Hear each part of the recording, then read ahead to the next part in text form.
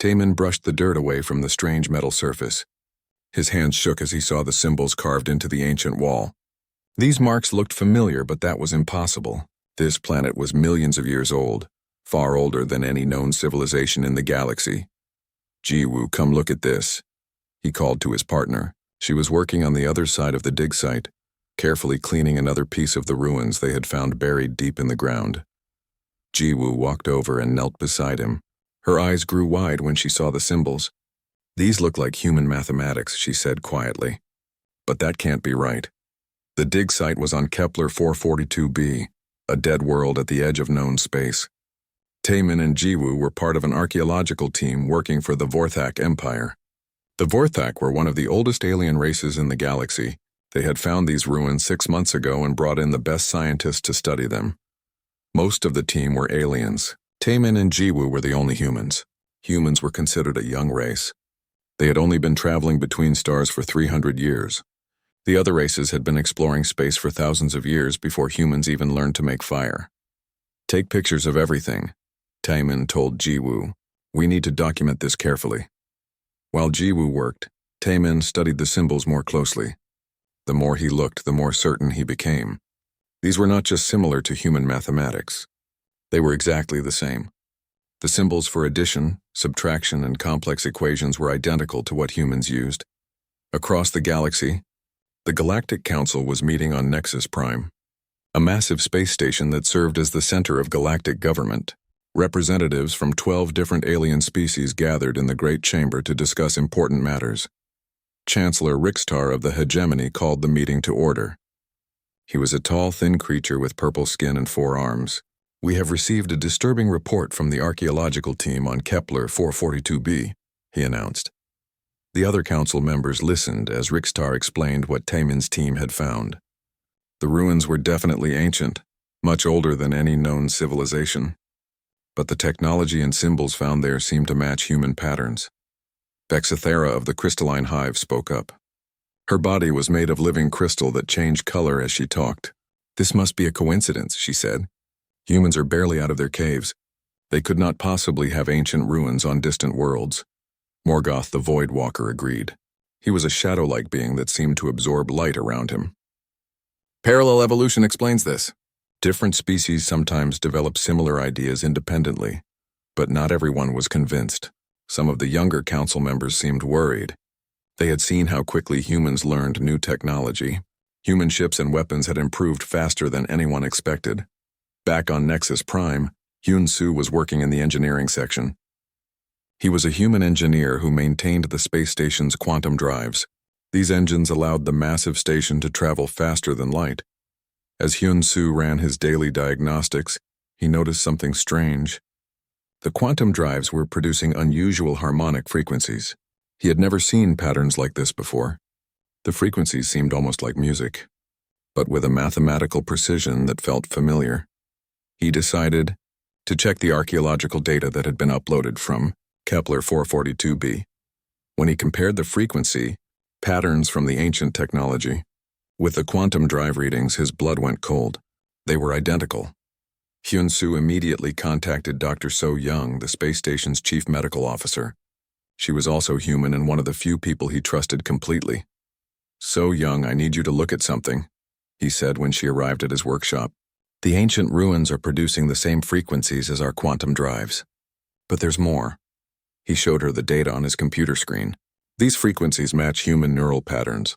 Our brains naturally resonate at these exact frequencies when we're in deep thought or meditation. So Young studied the information carefully. She was quiet for a long time before speaking. Hyun-Soo, if this is true, it means the ancient technology was designed specifically for human minds. They decided to keep this discovery secret for now.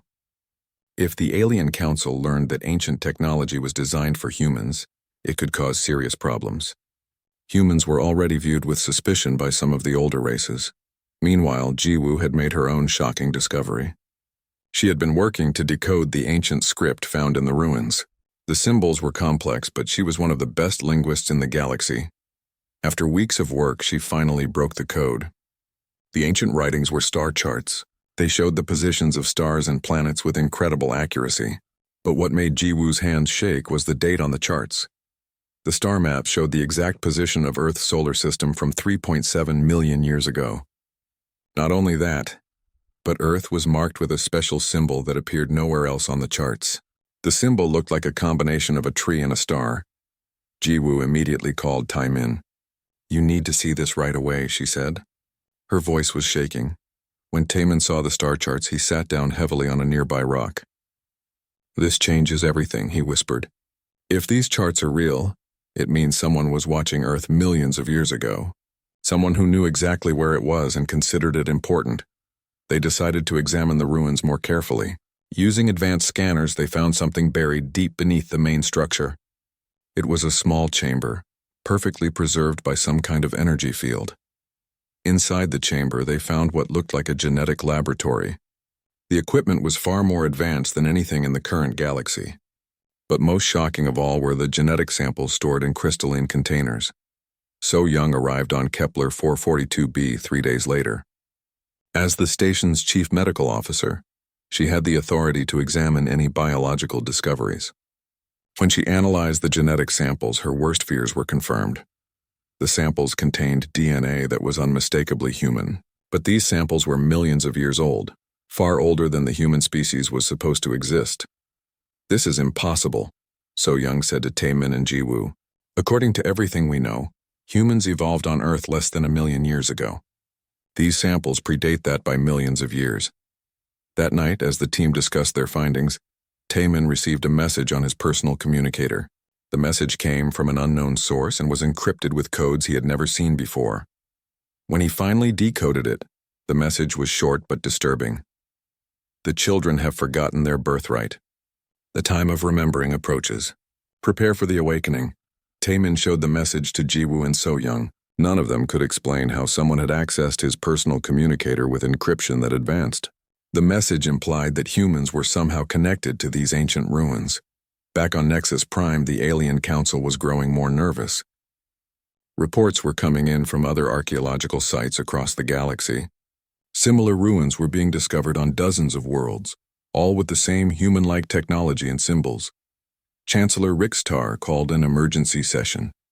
"We cannot ignore this pattern," he told the assembled representatives. "There are too many connections between these ancient sites and human technology." But the older races were determined to suppress this information. Vexthara spoke for many when she said, "If word spreads that humans might be connected to ancient civilizations, it could destabilize the entire galactic order.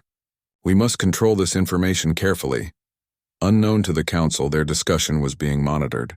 Hidden sensors throughout Nexus Prime were recording everything and transmitting the data to locations throughout human space. Hyun-Soo had installed these sensors months ago, following instructions he had received in dreams. He could not explain why he felt compelled to spy on the Alien Council, but something deep inside told him it was necessary. As the council meeting ended, Hyun-Soo reviewed the recordings. The aliens were clearly afraid of something. They knew more about these ruins than they were admitting. He sent encrypted copies of the recordings to So Young and several other trusted humans throughout the galaxy. Whatever was happening, humans needed to be prepared. On Kepler 442b, Taemin stood in the ancient chamber, looking at the genetic samples that challenged everything he thought he knew about human history. The message on his communicator suggested that this was just the beginning. Something was awakening across the galaxy, and humans were at the center of it. The only question was whether they would be ready for what was coming. Admiral Dae-hyun stood on the bridge of his flagship, watching the reports flood in from across human space. His officers looked worried as they read the messages coming from dozens of human colonies. "Sir, we have confirmation from New Sol," reported his communications officer. "The ancient structures there have started glowing. The colonists say they can hear humming sounds coming from inside." "What about Haven Colony?" Dae-hyun asked. "Same thing, sir. And New Busan and Terra Nova, and at least 20 other worlds. Whatever is happening, it's happening everywhere humans have settled." Dae-hyun had been expecting this. 3 days ago, he had received a coded message from Hyun-Soo on Nexus Prime. The message contained recordings of the Alien Council's secret discussions about the ancient ruins. The aliens were hiding something important about human history. On New Sol, Dr. Yoonji was leading a research team to investigate the strange phenomena. She had been studying the large stone structure at the center of New Seoul City for years. Everyone had always assumed it was a natural rock formation. Now it was clearly artificial and very active. "Woo-jin, are you getting these readings?" she called to her colleague. He was standing near the structure with various scanning devices. "The energy output is incredible," Woo-jin replied, "but it's not harmful. In fact, it seems to be enhancing human brain activity. Look at these neural scans." He showed her the data from volunteers who had spent time near the structure. Their brain scans showed increased activity in areas related to memory, learning, and problem-solving. More importantly, they seemed to understand complex scientific concepts that should have taken years to learn. "It's like the structure is teaching them," Yoonji said in amazement. "But how is that possible?" One of the volunteers, a young farmer named Dong Min, approached them. He had been a simple man who grew vegetables for the colony. But after spending an hour near the structure, he was drawing complex mathematical equations in the dirt. "I don't understand what's happening to me," Dongmin said. "I see formulas in my head. I understand how faster-than-light travel works. I know things I never learned." Similar events were happening on human worlds throughout the galaxy. Ancient structures that had been ignored for centuries were coming to life. They emitted energy that only affected humans, and the effects were dramatic. On the multicultural world of Haven, Mi Young was experiencing something even stranger. She was a human diplomat who worked to maintain peace between the various species living on the planet. Haven was home to humans, Zephyrians, Christek, and several other races. As Mi Young walked through the diplomatic quarter, she felt a strange tingling in her head. The feeling grew stronger as she approached the old museum district. There, buried beneath buildings that had stood for 200 years, something was calling to her. She followed the feeling to the basement of the old museum. Using a small scanner, she detected a large metal object buried beneath the floor. When she touched the floor above it, the object activated. Suddenly, Mi Young's mind was filled with voices. Not alien voices, but human voices from across the galaxy. She could hear the thoughts and see the memories of humans on distant worlds. They were all experiencing the same awakening. Through this mental network, she saw flashes of ancient memories that were not her own. Great cities floating in space, humans traveling between galaxies, technologies that made current science look primitive, and always, the sense that this was how things used to be. Captain Seok-jin was commanding the human vessel Rising Dawn when his navigator detected something unusual near the galactic core. Long-range sensors showed a derelict ship drifting in empty space. "Sir, that ship is old," reported his science officer. "I mean really old. The computer estimates it's been drifting for at least 2 million years. "Any signs of life?" Seok-jin asked. "Negative, sir, but it's still generating power. The design is unlike anything in our databases." Seok-jin decided to investigate. As the Rising Dawn approached the ancient vessel, he felt the same tingling sensation that humans across the galaxy were experiencing. The closer they got, the stronger the feeling became. "Captain, the derelict is responding to our approach," called out his communications officer. "It's sending out some kind of signal, but only on frequencies that human equipment can detect." When they docked with the ancient ship, Seok-jin and his team found it to be in perfect condition, despite its age. The corridors were clearly designed for human-sized beings. The control panels responded only to human touch. Chief Engineer In-ho was amazed by the ship's technology. "Captain, these systems are beyond anything we've ever seen. The power source alone could run our entire fleet for 1,000 years.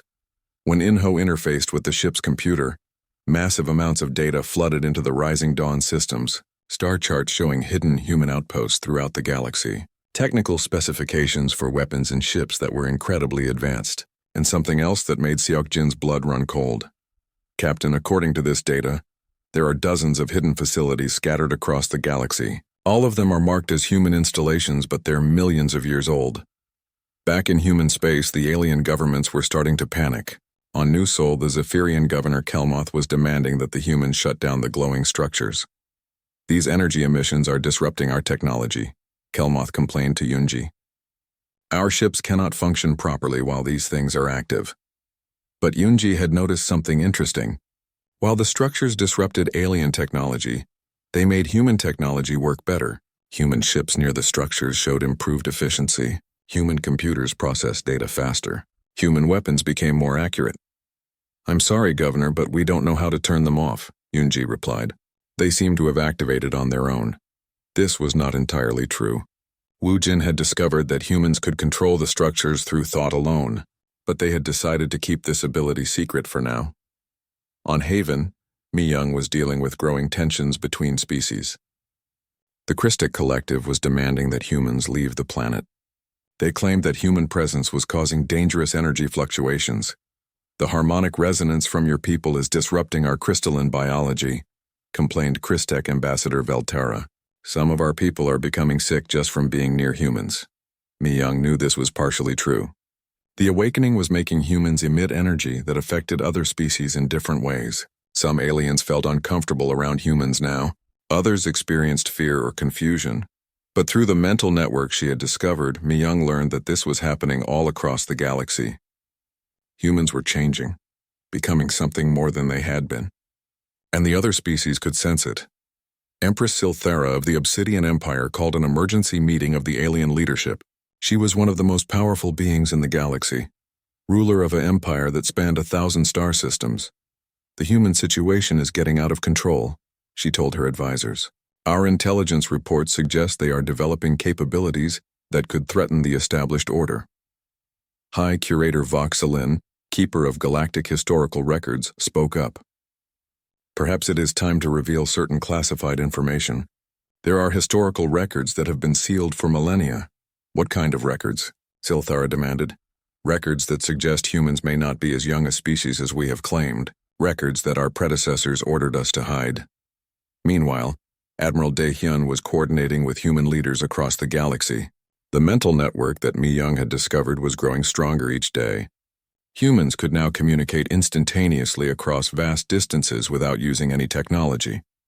Through this network, they shared information about the awakening structures, the ancient ship Seokjin had found, and the growing hostility from alien governments. We need to be careful, Daehyun told a gathering of human leaders through the mental link. The other species are getting scared. If we push too hard, there could be war. But Inho had disturbing news from his analysis of the ancient ship's data. Admiral, I've been studying the technical specifications we downloaded. These weapon systems are incredibly advanced. According to the data, there are automated defense platforms hidden throughout the galaxy, all keyed to human genetic signatures. What does that mean? Asked Dr. Yunji from New Seoul. It means that if someone attacks humans, these ancient systems might activate automatically. And based on what I'm seeing, they could destroy entire fleets without effort. The revelation sent chills through the human network. They were not just awakening to their own abilities. They were awakening to a legacy of power that had been hidden for millions of years. On Nexus Prime, Hyunsu continued monitoring alien communications. The Alien Council was meeting in secret almost every day now. They were clearly planning something, but their discussions were becoming more encrypted and harder to intercept. What worried Hyunsu most was the fear he could hear in their voices. These were species that had ruled the galaxy for thousands of years. They had advanced technology and powerful militaries, but they were afraid of humans who were just beginning to remember their true nature. Dr. So Young had returned from Kepler 442b with more genetic samples from the ancient ruins. Her analysis confirmed what they all suspected but were afraid to believe. The DNA samples our defined Commander Dong-wook stood in the ancient ship's control room, his hand pressed against what looked like a simple metal panel. The moment he touched it, his mind exploded with information. Voices, memories, and knowledge that belonged to someone else flooded through his consciousness. I am the archivist, a voice said inside his head. It was not speaking in words, but somehow Dong-wook understood perfectly. I have waited so long for one of the children to return. Around him, other human officers from the Rising Dawn watched in amazement as Dong-wook began to speak in a voice that was his own, yet somehow different. You want to know who you really are, the voice said through Dong-wook. You want to understand why the awakening is happening. I will show you the truth, but know that once you see it, there is no going back to ignorance. Captain Seok-jin stepped forward. Tell us everything. The archivist began to speak through Dong-wook, and as it did, the ship's walls came alive with images. Holographic displays showed scenes from millions of years ago. Stars and planets, but arranged in patterns that no living being had ever seen. Long ago, when this galaxy was young, humanity ruled among the stars. You were called the Forerunners then. Your empire stretched across 1,000,000 worlds. Your science could create new stars and reshape planets with thought alone.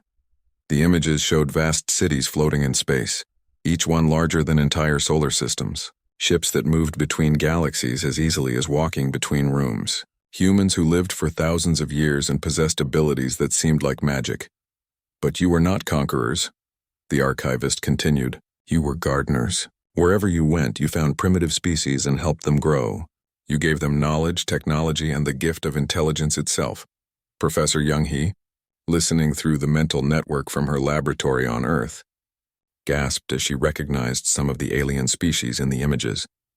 The Vorthak, the crystalline hive, the Zephyrians, all of them appeared in these ancient records, but as primitive creatures barely capable of using tools. The Forerunners uplifted us, she whispered to her colleagues. Humans created the current galactic civilization by helping other species evolve. The archivist heard her through the network and confirmed her words. Yes, the Vorthak were simple amphibians when the Forerunners found them. The crystalline beings were just rocks with basic consciousness. Every major species in this galaxy owes its intelligence to human intervention. But the story took a dark turn. The images showed something horrible approaching the galaxy from the empty space between stars. Dark entities that seemed to absorb light and life itself. The dark tide, the archivist explained. Creatures from another dimension discovered our galaxy. They fed on consciousness itself, turning intelligent beings into empty shells. The Forerunners fought them for 1,000 years, but the enemy was too powerful. Dr. Kyung-ho, working with advanced computers on Luna Base, processed the mathematical data the archivist was transmitting. The calculations showed energy levels that were beyond current understanding. The power requirements for this kind of war, he said to his team. They would have needed to harness the energy of entire star clusters. How did they manage it? The answer came as more images flowed from the archivist. Humans working with technology that was part machine, part biology, and part something else entirely. They could manipulate matter and energy with their minds, create pocket dimensions for storage, and even bend the laws of physics. The war against the dark tide could not be won through force, the archivist continued. The enemy grew stronger with every mind they consumed. So the Forerunners made the hardest choice any species has ever made. Intelligence Officer Hae-won, stationed on Nexus Prime, had been monitoring alien communications throughout this revelation. What she discovered made her blood freeze. The elder alien races, she reported through the mental network. They've known about this for thousands of years. I'm finding encrypted records in their databases. They remember the truth. The archivist confirmed her discovery. Some of the uplifted species retain memories of the Forerunners. They were ordered to forget, but a few preserved the knowledge in secret. They have spent millennia ensuring that humanity never learned its true heritage. The reason became clear as the archivist explained the Forerunners' final desperate plan.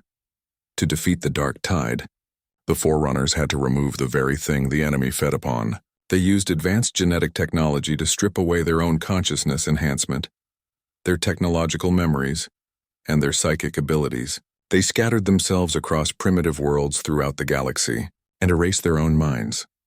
The holographic images showed humans using incredible machines to alter their own DNA. They removed genes that gave them extended lifespans, enhanced intelligence, and the ability to interface directly with technology. Most heartbreaking of all, they erased their own memories of their children, the species they had uplifted and nurtured. Earth was chosen as the primary reset world, the archivist explained. It was specially prepared with automated systems to guide human evolution back to intelligence slowly and naturally. The moon itself was constructed and placed to regulate the planet's development. Dr. So Young, studying the genetic data being transmitted, made a shocking discovery. The genetic modifications, she announced to the network, they're not permanent. The genes are still there, just turned off. The awakening is turning them back on. Professor Young-hee was studying historical records with new understanding. That's why humans adapt so quickly to new technology. That's why we learn languages faster than other species. We're not learning new things, we're remembering old ones. The archivist continued its explanation. The plan worked. The dark tide found a galaxy full of primitive humans with barely any consciousness to consume.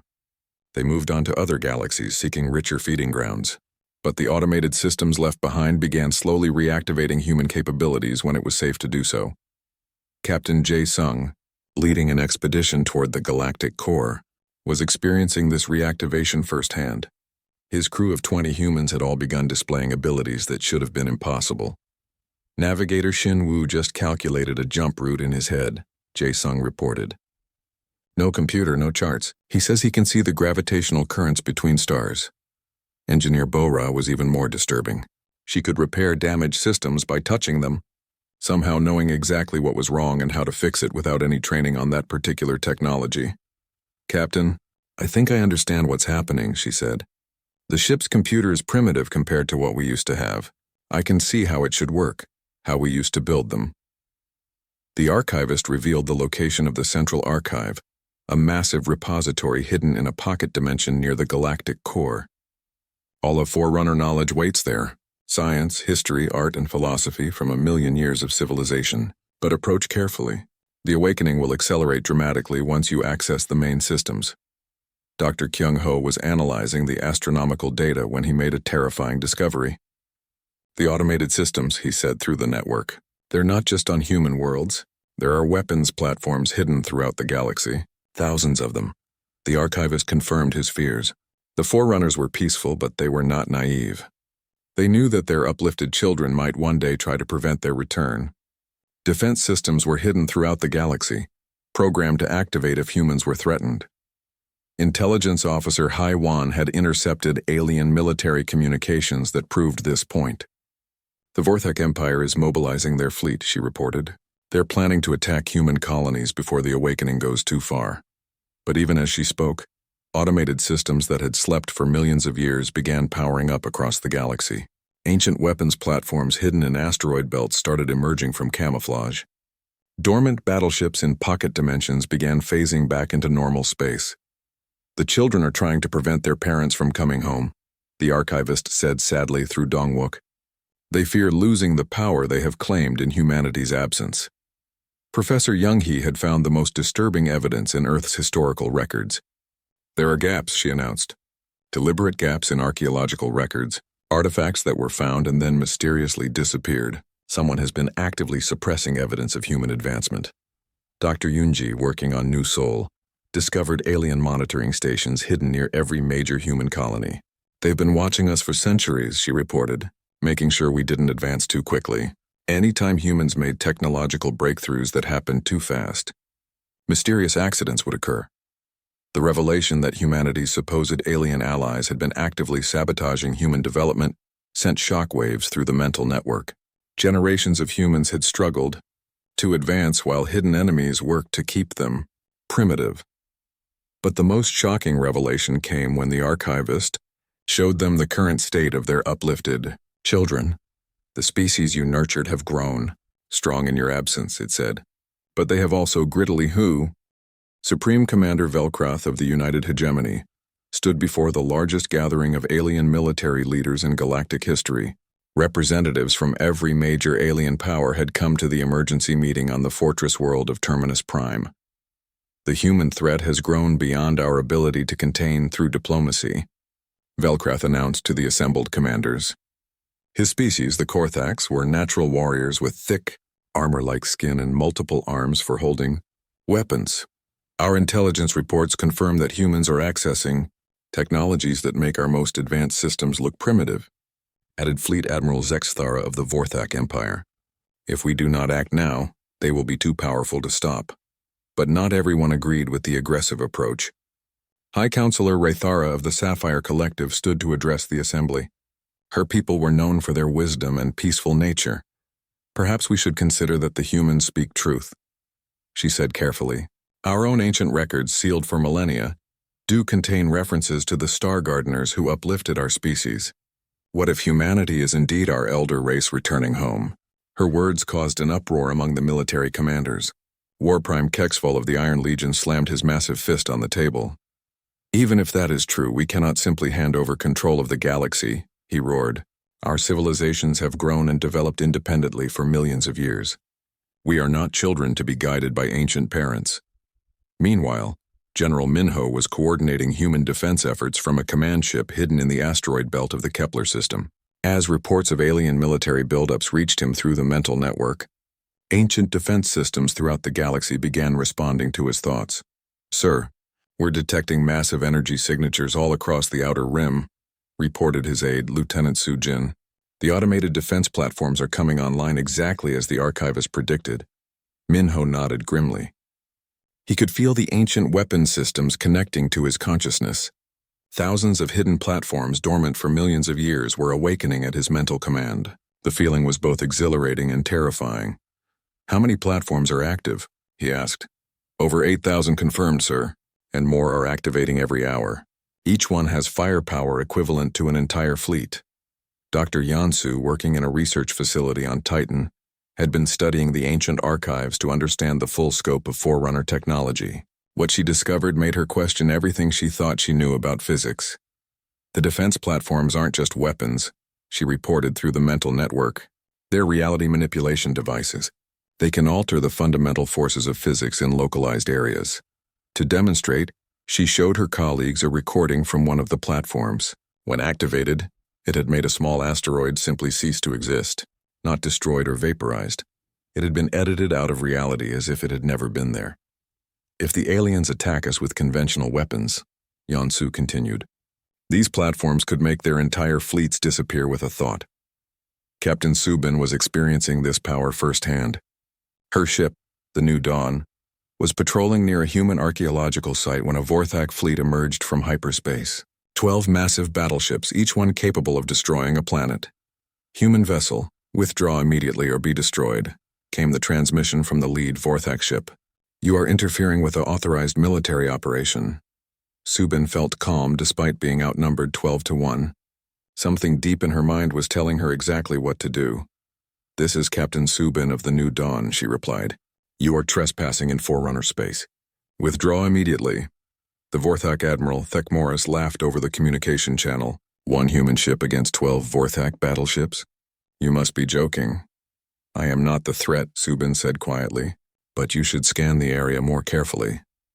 When the Vorthak ships ran deep scans, they detected something that made their crews panic. Massive energy signatures were appearing throughout the system. Ancient defense platforms, each one larger than a battleship, were decloaking all around them. "This is impossible," Admiral Thekmoris whispered. "Where did they come from?" Subin's voice came through their speakers with an authority that seemed to reach into their minds. "The Forerunners have returned. You may leave in peace or you may be removed. Choose quickly." The Vorthak fleet retreated without firing a shot, but not all alien commanders were willing to back down. War Prime Kexval of the Iron Legions had assembled the largest battle fleet in galactic history.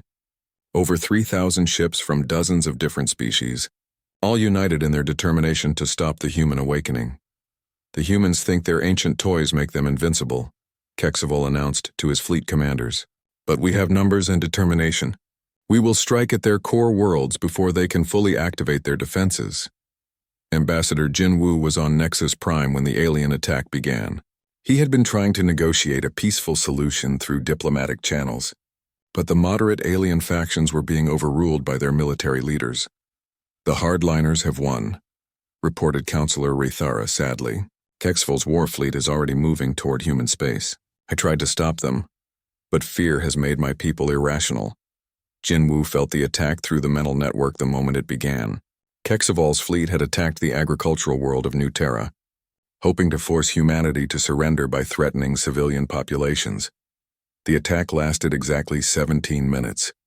When it was over, Kexval's 3,000 ships had been reduced to empty hulks drifting in space, not destroyed, simply emptied of all life and technology. The ancient defense systems had reached into each ship and removed everything that made it functional, leaving behind only metal shells. The crews were found floating in space, alive but unconscious. When they woke up, they had no memory of the attack or how they had gotten there. Admiral Bo Young, commanding the Human Response Fleet, broadcast a message to the entire galaxy. Her voice reached every ship, every station, and every planet simultaneously through technology that bypassed all communication networks. "To all species of the galaxy," she began, "we are disappointed in you. We gave you intelligence. We shared our knowledge. We lifted you from your primitive worlds and showed you the stars. When we needed to sleep, we trusted you to be worthy guardians of what we had built together. Her words carried not just sound, but emotion. Every being who heard them felt the deep sadness of parents discovering that their children had become bullies and tyrants. You have failed that trust. You have created empires built on oppression. You have hoarded knowledge and resources while others suffered. You have forgotten the most important lesson we tried to teach you, that strength comes from lifting others up, not holding them down. The message continued as images flowed into the minds of every listener. Scenes from across the galaxy showing the injustices of the current galactic order, slave worlds where entire populations labored for the benefit of their protectors, resource-rich planets stripped bare while their inhabitants lived in poverty, knowledge and technology withheld from developing species to maintain the power of the elder races. But we do not respond with vengeance, Bo-Young continued. We respond with the same patience we showed when you were children learning to walk among the stars.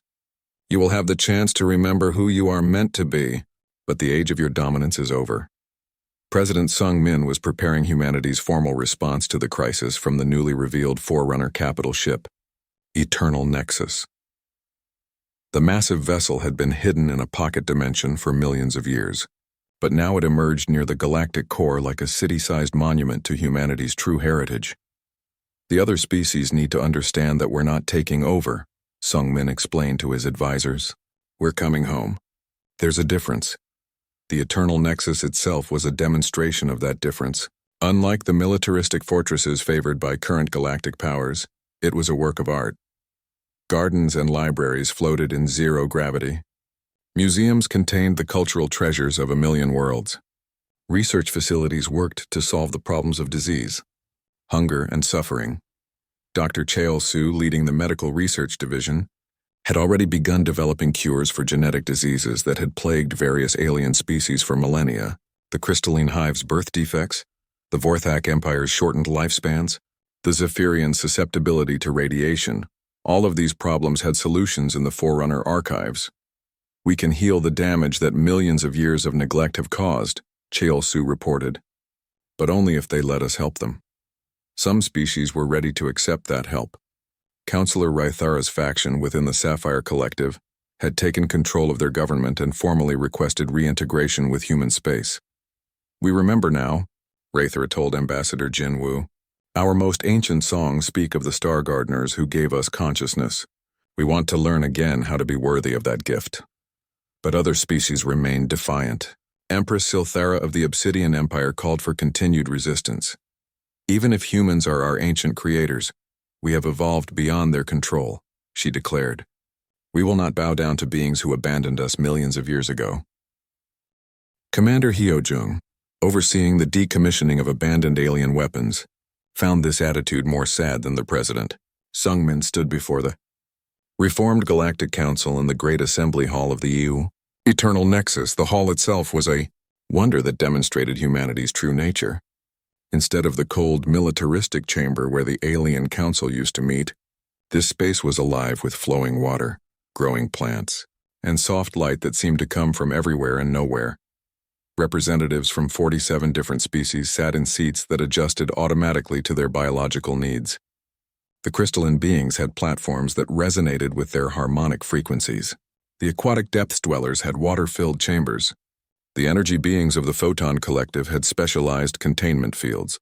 We gather today not as conquerors and conquered, Sung Min began, but as a family learning to live together again after a long separation. His words were translated not just into different languages, but into different ways of thinking. The hive minds received the concepts as shared emotions. The mathematical species got the ideas as elegant equations. Each race understood in the way that felt most natural to them. High Archivist Da Yun stepped forward to present the true history of the galaxy to the assembled species. Behind her, holographic displays showed the rise and fall of civilizations, the coming of the Dark Tide, and humanity's sacrifice to save all life in the galaxy. Your histories were incomplete, she explained gently. Not through malice, but through necessity. The knowledge of the Forerunners had to be hidden until it was safe for all of us to remember. Some species reacted with shame when they learned how they had suppressed human development. Others felt anger at being kept ignorant of their origins, but most felt a strange sense of relief, as if a puzzle they had been trying to solve their entire lives suddenly made sense. Counselor Raythara of the Sapphire Collective spoke for many when she said, "We always wondered why our oldest myths spoke of wise teachers who came from the stars. Now we understand that those myths were memories." Dr. Cholsu had established medical centers throughout the galaxy where alien species could receive treatment for genetic problems that had developed during humanity's absence. The response was overwhelming. On the Vorthak homeworld, he was treating a condition that had shortened their lifespans to barely 50 years. Using Forerunner genetic therapy, he could restore their natural lifespan of 300 years. "This is what your bodies were meant to be," he explained to Prime Speaker Velthana, the new leader of the reformed Vorthak Republic. "The genetic damage accumulated over millions of years, but we can fix it." Velthana was one of the first to receive the treatment. As the therapy worked, she felt her mind becoming clearer and her body stronger. But more than that, she began to remember things her species had forgotten. "We used to be poets," she said in wonder. "Before we became warriors, we were artists and philosophers. The old ways are coming back to us." Similar transformations were happening throughout the galaxy. The crystalline hive rediscovered their ability to sing in harmonies that could heal emotional trauma. The Iron Legion species remembered that their natural state was not constant warfare, but protective guardianship of younger races. Commander Hyo Jung was overseeing the peaceful decommissioning of weapon systems that were no longer needed. Entire fleets of warships were being converted into exploration vessels, medical ships, and colony transports. "It's remarkable how quickly they're adapting," she reported to Admiral Bo Young. "Once they remember their original purposes, most species don't want their weapons anymore." Some of the younger species that had been oppressed by the elder races were having trouble adjusting to their newfound freedom. The Tyrillian people had been slaves for so long that they didn't know how to make decisions for themselves. Ambassador Ne Young was working with them on their homeworld, helping them establish their first free government in 2,000 years. "Freedom is scary when you've never had it," explained Tyrillian Representative Kexmanor. "We keep asking what we're supposed to do, and you keep telling us to decide for ourselves. How do we learn to make choices?" "The same way children learn everything," Na Young replied patiently. "By trying, making mistakes, and trying again. The Forerunners will guide you, but we won't control you." Master Engineer Sangwoo was sharing carefully selected Forerunner technologies with species that had proven ready to handle them responsibly. The key was to give them tools that would help them grow, without overwhelming them with power they weren't prepared for. To the peaceful harmony worlds, he gave medical technology that could eliminate disease and extend healthy lifespans. To the explorer species, he provided ships that could travel to other galaxies. To the artistic cultures, he shared tools that could turn imagination directly into reality. "Technology should serve the spirit," Sangwoo explained to his engineering teams. "If a species isn't ready to use power wisely, giving them more power will only cause harm." But not every species was ready to accept the new order. The Obsidian Empire, led by the proud Empress Silthara, chose to maintain their independence rather than submit to human guidance. "We acknowledge that humans are our elders," Silthara announced, "but we have grown beyond the need for parental oversight. We will govern ourselves as we see fit." President Sungmin's response surprised many of the other species. Instead of forcing compliance, he simply said, "That is your choice to make. When you feel ready for our help, we will be here." Some of the younger races were confused by this approach. "Why don't you make them obey?" asked a representative from the newly freed Tyrillian worlds. Elder Jin Young answered from her position as humanity's senior advisor. "Because forced obedience teaches nothing. The Obsidian Empire will learn from their experiences, and when they're ready, they'll ask for guidance. That's how children grow into adults." True to her prediction, the Obsidian Empire began experiencing problems within months. Without access to Forerunner medical technology, their people continued to suffer from genetic diseases. Their rigid social structure, which had worked when they were competing with other militaristic empires, became a source of internal conflict when surrounded by peaceful, prosperous neighbors. Young scientist Taewon was leading archaeological expeditions to uncover the ruins of civilizations that had existed during humanity's sleep. These weren't human ruins, but the remains of cultures that the uplifted species had created and then destroyed through war and neglect. "Look at this," he said to his team as they explored a dead city on the world of Kara 7. The artistic style, the mathematics used in the architecture, the way they laid out their streets, This was a beautiful civilization. Dr. Yunji, working with him, found records indicating what had happened. The Vorthak and Iron Legions fought a war here 8,000 years ago. This entire culture was wiped out because they wouldn't choose sides. These discoveries were both heartbreaking and inspiring. They showed what had been lost during humanity's absence, but also what could be rebuilt now that the Forerunners had returned.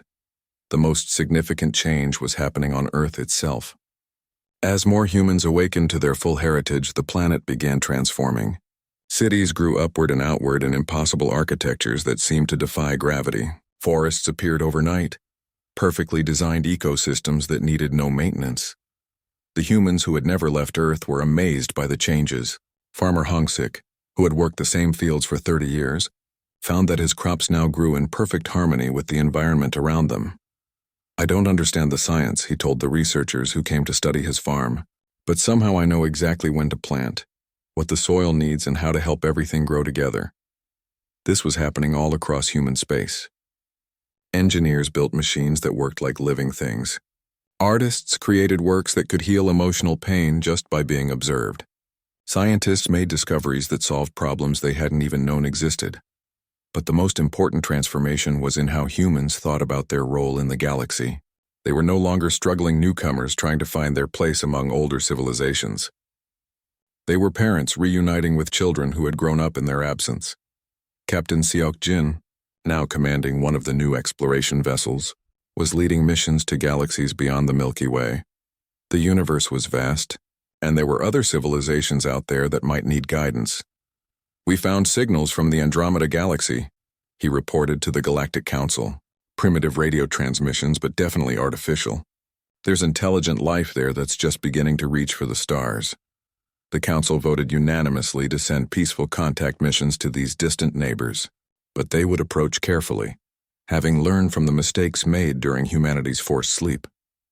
As the first year of the new order came to an end, representatives from across the galaxy gathered for a celebration on the Eternal Nexus. Species that had been enemies for millennia shared food and stories. Children of different races played together in gardens that grew impossible combinations of plants from 100 different worlds. Empress Silthara of the Obsidian Empire attended as well, though she maintained her independence. She approached Elder Jin Young during a quiet moment evening.